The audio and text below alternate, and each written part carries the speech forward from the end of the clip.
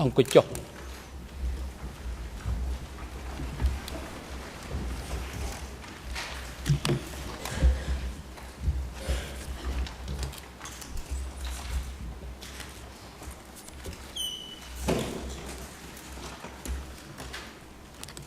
អង្គជំនុំជម្រះប្រកាសបន្តកិច្ចដំណើរការនីតិវិធីសកម្មភាព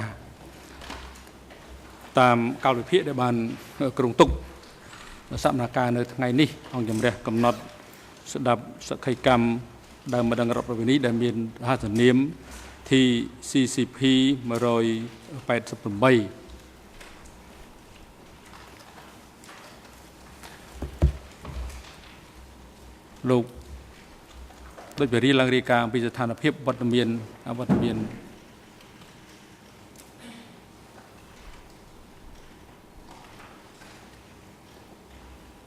ភាគីនិងបុគ្គលដែលអង្គជំរះក៏អញ្ជើញឲ្យចូលរួមនៅក្នុងកិច្ចដំណើរការសកម្មភាពសម្រាប់ថ្ងៃនេះ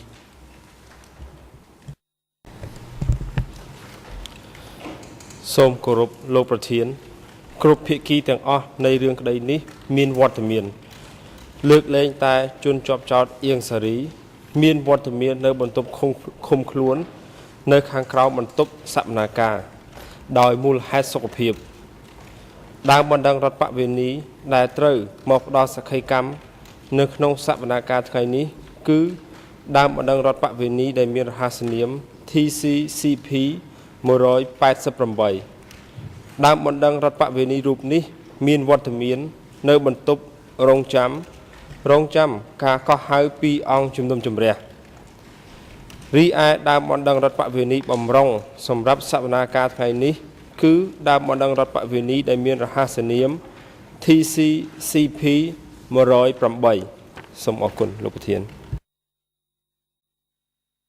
បាទអរគុណ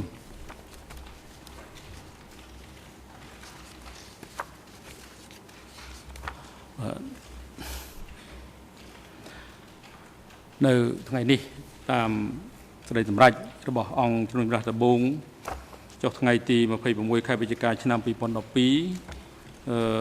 បានសម្រេចថាអង្គជំរះអាចបង្គាប់ឲ្យជនជាប់ចោតចូលរួមនៅអៀងសេរីចូលរួមនៅក្នុងកិច្ចដំណើរការនីតិវិធីពីបន្ទប់ឃុំខ្លួនខាងក្រោមសាសនាការនេះអនុលោមតាមវិធាន815នៃវិធានផ្ទៃក្នុងនៅពេលដែលអង្គជំរះយល់ឃើញថាការបង្គាប់បែបនេះគឺជាផលប្រយោជន៍នៃយុត្តិធម៌លើកលែងតែពេលដែលជនជាប់ចោតជ្រើសរើសយកការបង្ហាញវត្តមានដោយផ្ទាល់នៅក្នុងបន្ទប់សកម្មភាព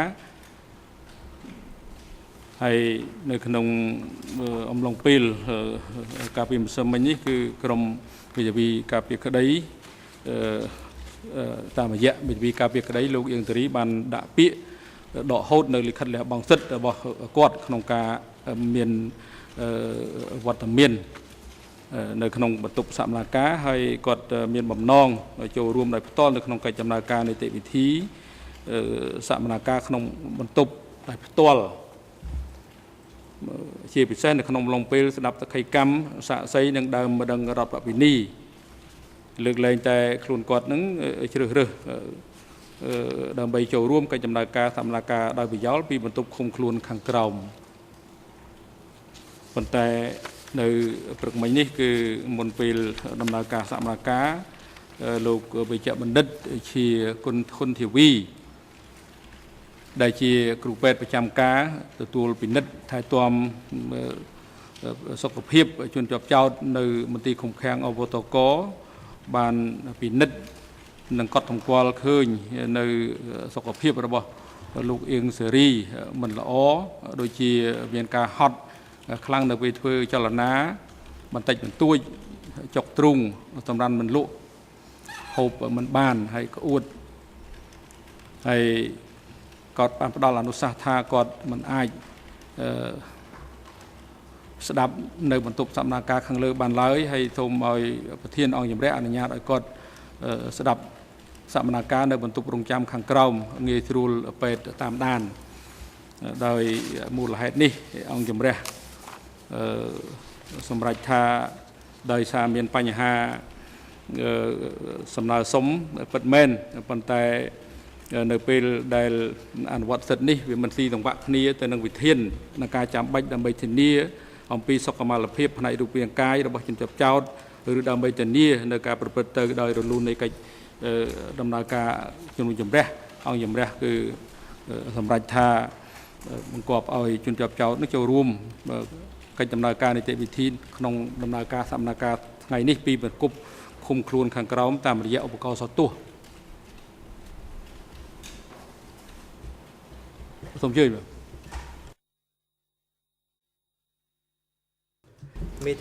Thank you, Mr. President. Good morning, Your Honors, and good morning to everyone in and around the courtroom. First, there was a wrong translation, so let me, at least it came out in English that way, so let me make very clear our position.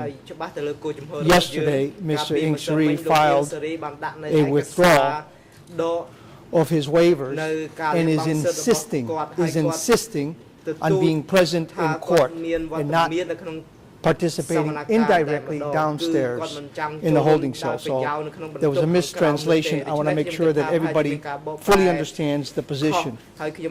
Along with the withdrawal of the waivers, a notice was also filed where we indicated what the law is on this issue.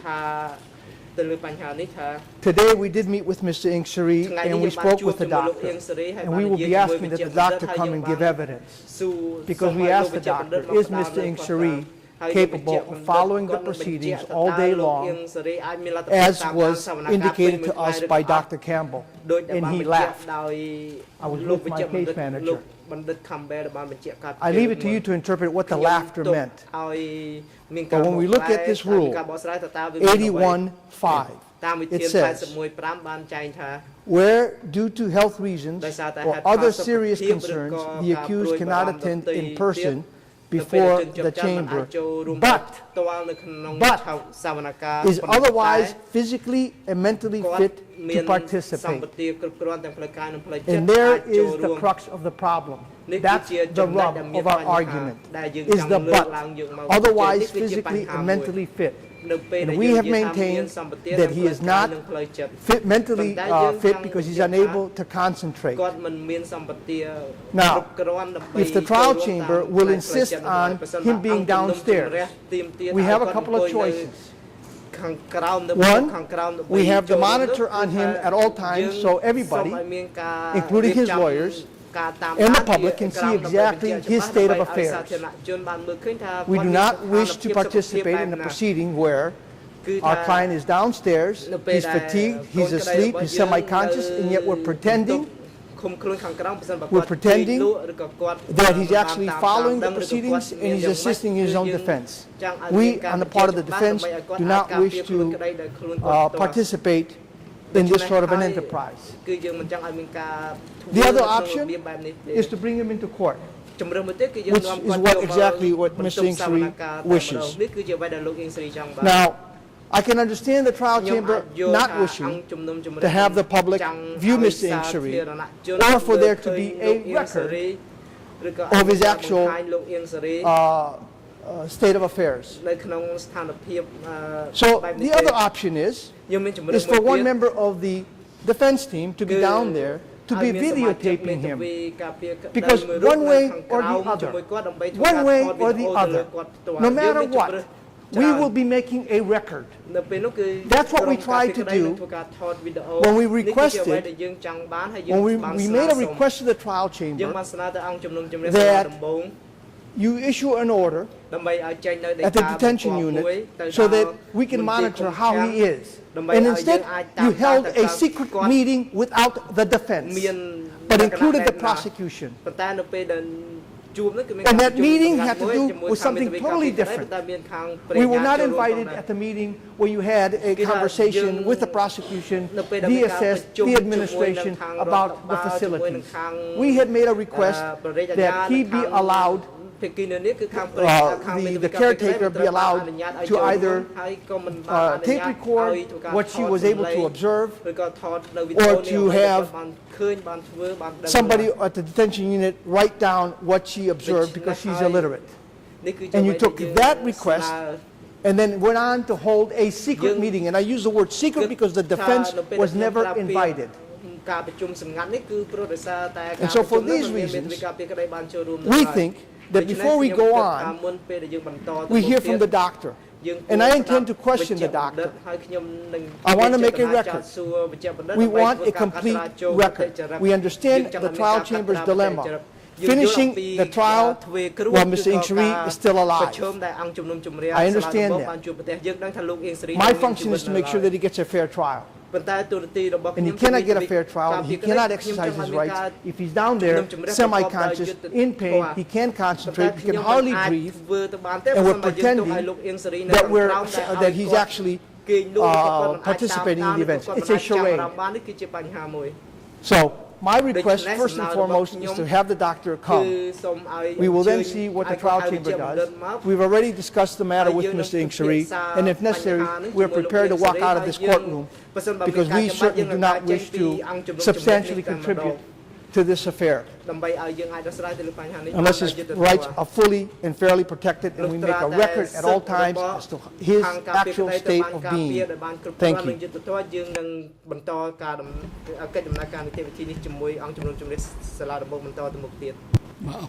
សូមជើញតំណាងសហវិញ្ញាមុនព្រោះដើម្បីមានការពាក់ព័ន្ធជាមួយនឹងអ្វីដែលលើកឡើងដោយក្រុមមេធាវីការពារក្តីលោកអៀងសេរីសូមជើញ Mr. President, I'm on my feet. I would. យើងអនុញ្ញាតឲ្យលោកតំណាងសហវិញ្ញាធ្វើមុនដើម្បីឲ្យចប់បញ្ហាមួយពាក់ព័ន្ធជាមួយនឹងការលើកឡើងរបស់មេធាវីការ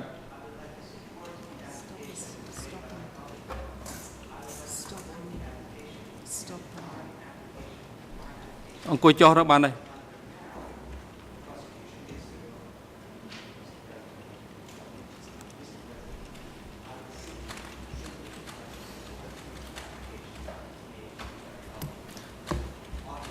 យើងនឹងទុកឱកាសជូនលោកដោះស្រាយបញ្ហាមុនដំណើរការសួរដេញដោលដើមម្ដងរដ្ឋវិនីដោយបញ្ហាផ្សេងគ្នាយើងបានឃើញលោកងើបតាំងពីដំបូងមកម្លេះប៉ុន្តែដោយសារបញ្ហាយើងបានលើកចាត់ចែងចំពោះលោកអៀងសេរីជាមុនមេធាវីលោកអៀងសេរីគាត់បានងើបឡើងឥឡូវនេះគាត់បានចប់ហើយនៅមានមតិយោបល់របស់ភាគីម្ខាងទៀតធ្វើការសង្កេតឬក៏សម្គាល់លើមតិយោបល់ដែលលើកឡើងដោយមេធាវីអៀងសេរីឲ្យចប់បញ្ហានីមួយសូមអញ្ជើញតំណាងថាប្រញ្ញាតំណាងសាប្រញ្ញាសូមអរគុណលោកប្រធានសូមជម្រាបសួរដល់លោកស្រីមេធាវី In relation to the defence application that the accused be brought into the courtroom, as your honours have correctly noticed or observed, in your decision on the 26th of November, you noted that Professor Campbell stated that Mr. Ieng Sary would be more comfortable in the holding cell.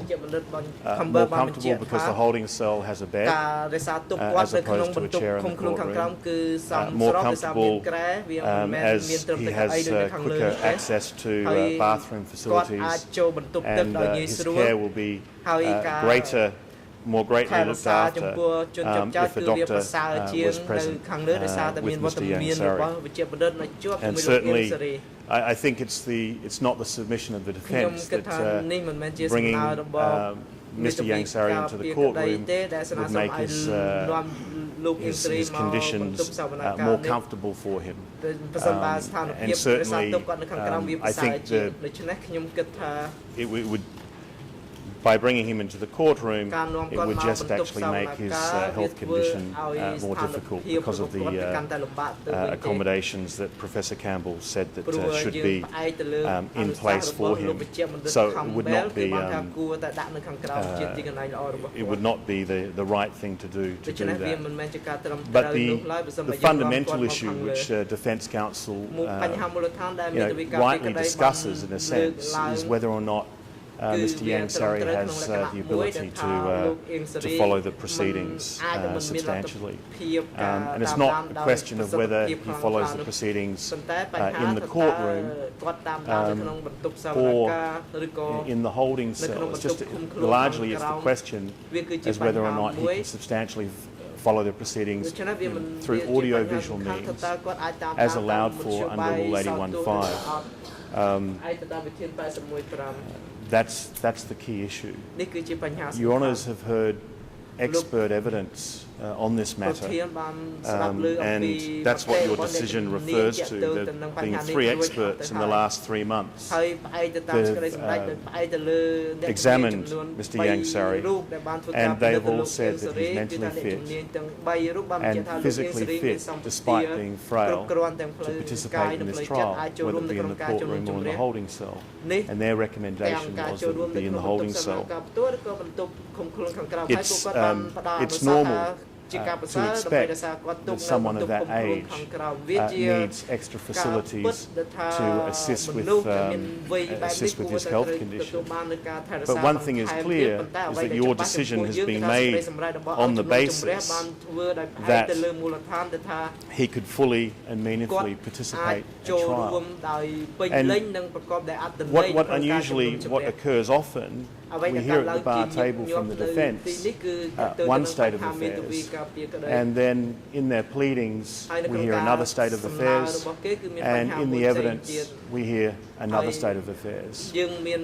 Nothing that counsel has put forward today is really consistent with the evidence that you've heard, and your Honours must base your findings on evidence, not on party submissions.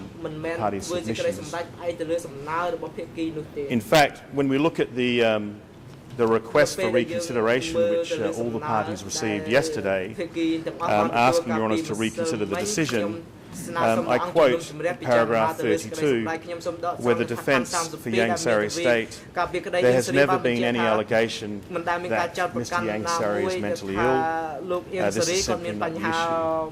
So they're certainly not claiming that he's mentally can't follow the proceedings. And if you look at paragraph 31, contrary to what was put forward today, it was written yesterday, it states, if Mr. Yang Sari does not lie perfectly still during the entirety of each trial session, but instead turns his head slightly, shifts his position, or must get up, he will not be able to concentrate. But certainly, this is very consistent what the Yang Sari defence are putting forward with the assessment of the doctors, that if Mr. Yang Sari does lie still, doesn't move around, and is put under the best and the most optimum conditions, which would be in the holding cell, he can follow the proceedings for an hour and a half and then have a break, and then he can follow the next session. That's what the doctor said.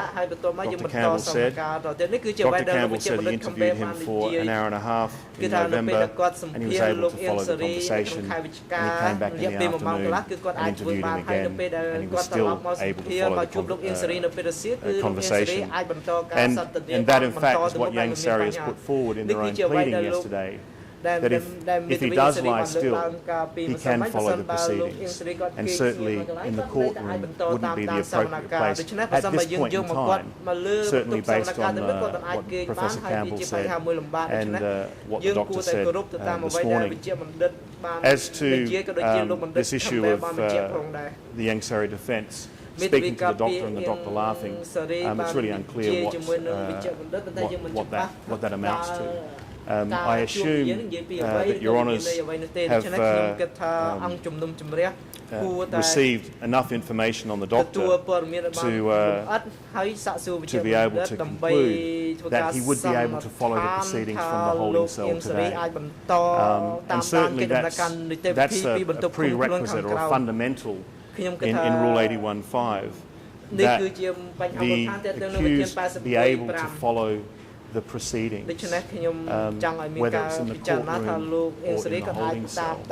So all we would ask, the prosecution would ask, is that your Honours satisfy your minds that the doctor today has provided enough information for you to conclude that he's able to follow the proceedings today. Then obviously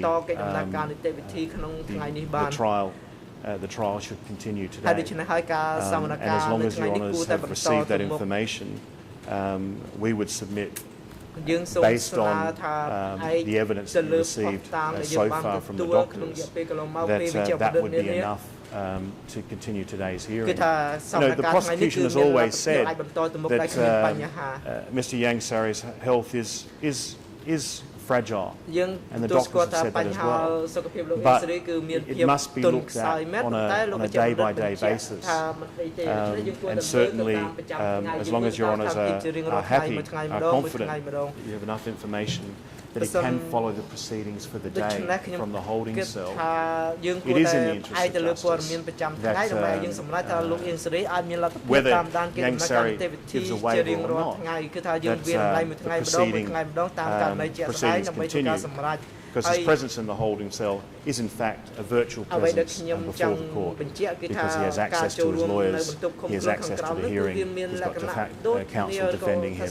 That's the international standard, and that's the standard under Rule 81.5. So as long as Your Honours can assure yourself that the doctor has given enough information to say he can follow from the holding cell today, we would submit that the hearing continue today.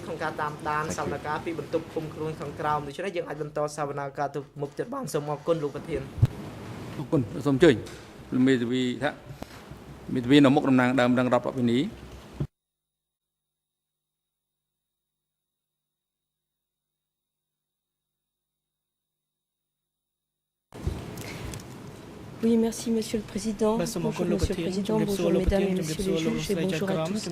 Simplement de très courtes observations en complément de ce que Monsieur le Procureur a dit.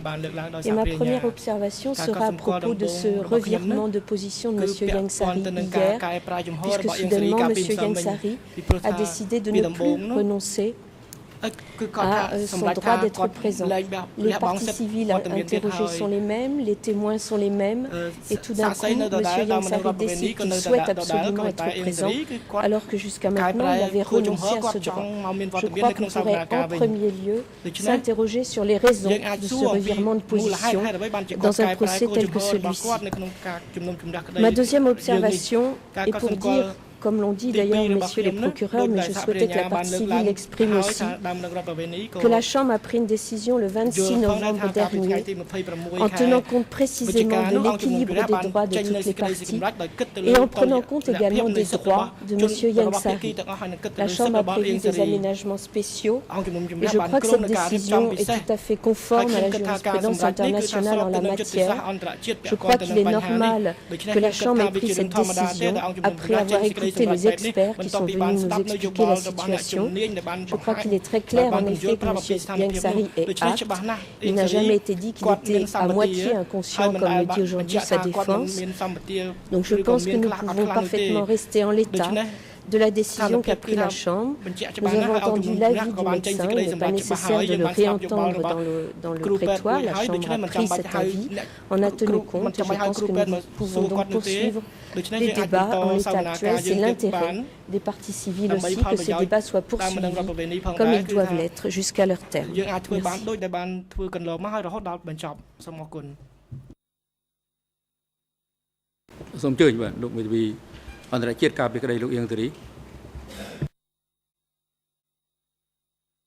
Thank you, Mr. President. Just let me hit a couple of the points that were made. First of all, Mr. Smith misstates and misleads the trial chamber when they claim what our position is. We have never stated that Mr. Yang Sari is mentally ill in the sense that he has dementia. What we have claimed is that because of his physical illnesses, he's unable to follow the proceedings. That has been our position, it has been consistent, and we don't know why the prosecution continuously tries to mislead the trial chamber into believing otherwise. They say it's a day-to-day situation. I agree.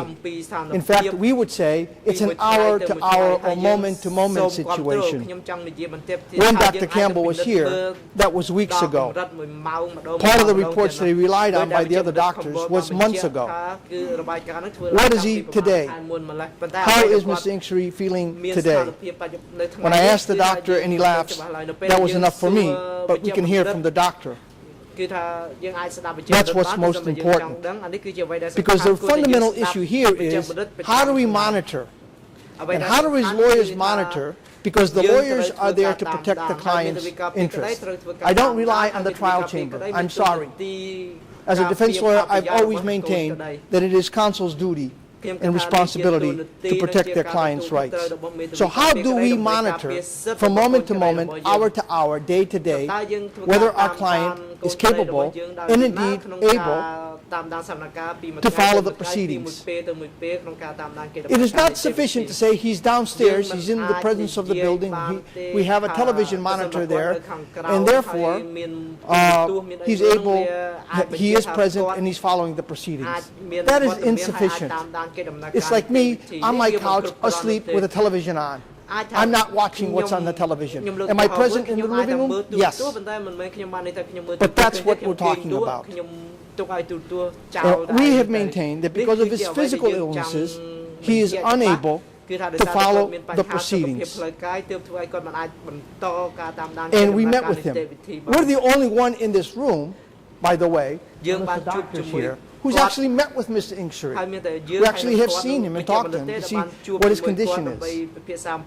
Whether Mr. Ingsuri takes a U-turn or not, it matters not. The Constitution doesn't say, well, you only have one time and one time only to exercise your rights. It's a continuing right. And if the trial chamber is going to insist that our client 24/7 is capable of assisting his defense, then we are insisting, and the client is insisting, that we monitor the situation in a way that you can actually see it. If he's in the courtroom, and if he's asleep, then you can see that he's unable to follow the proceedings. So then I can make my application that based on 81(5), he is not physically or mentally able to participate. That's what this is all about. And what the prosecution would like is to just have him in the building. It doesn't matter whether he's able to participate, but let's try to finish this case, get the conviction, and be done with. That's what this is all about. Now, we either give him his rights or don't give him his rights. We can't have it both ways. So if you don't want him physically present, then you have capabilities so that there's a video cam on him at all times so we can see him, the public can see him. The alternative is for us to be down there and to be videotaping him so we have a record. Otherwise, we're being accused by the prosecution of giving evidence. But that's what has to happen. Otherwise, it is a trial in absentia. That's what it amounts to. It is a trial in absentia. Being physically present isn't enough. And so we would ask at this point that the doctor come, because contrary to what the prosecution claims today, and again, another misleading and mischaracterization of the doctor's pithy report, the doctor never made an assessment as to whether the client is capable of following the proceedings throughout the day. He merely states that it is more comfortable for him to be down there. Comfort is one thing. Capability of following the proceedings is something else. And so the doctor never made that assessment, and we don't even know whether the doctor is capable of making that assessment. We don't know whether he has the expertise, but he certainly can give us a medical opinion as to his state of affairs and whether he is in fact able to follow the proceedings throughout the day with the breaks that we have. Thank you.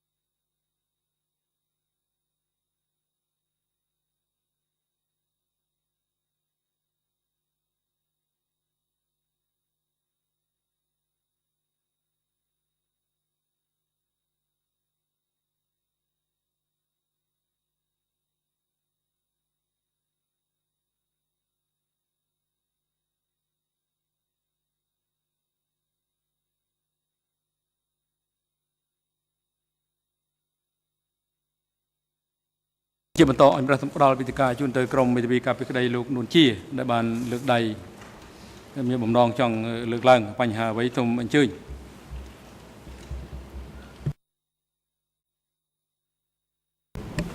Thank you, Mr. President. Good morning, everyone. First of all, I'd just like to say what I tried to say.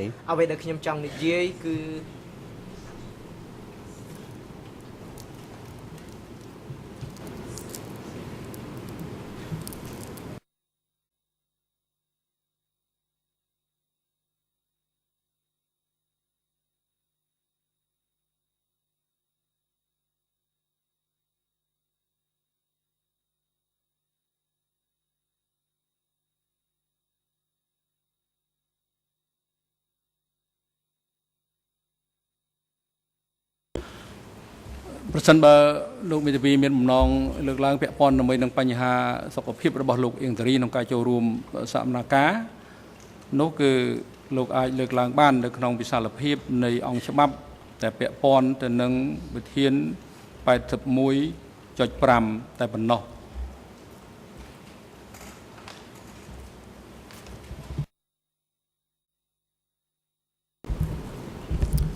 Thank you, Mr. President. Again, good morning, everyone. I have nothing to say about the health of Ieng Sary. As he's not my client, I simply wanted to support the submissions that were made by our colleague, Mr. Carnavas. The larger issue of active participation, effective participation in these proceedings, obviously is an issue that affects everyone. And as I've said before, I personally do not think that this court should be in the business of keeping up appearances. We really ought to look at the reality of the situation. If somebody is not able to participate, as Mr. Carnavas has very clearly stated, that person has rights, those rights need to be defended and protected, and that's all I have to say about that. Are you going to be making a ruling on this issue now? Because I do have some other comments about other issues.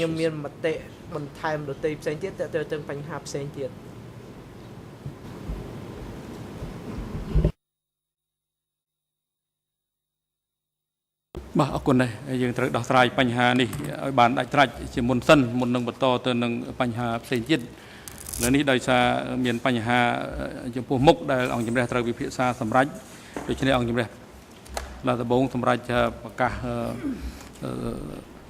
សម្រាប់រយៈពេល30នាទីដើម្បីថយទៅពិចារណាសម្រាប់លើបញ្ហាដែលលើកឡើងដោយមេធាវីការពីក្តីលោកអៀងសេរីចំពោះបញ្ហាសុខភាពរបស់លោកអៀងសេរីនេះសម្រាប់ចុះចាប់ពីនេះទៅរហូតដល់ម៉ោង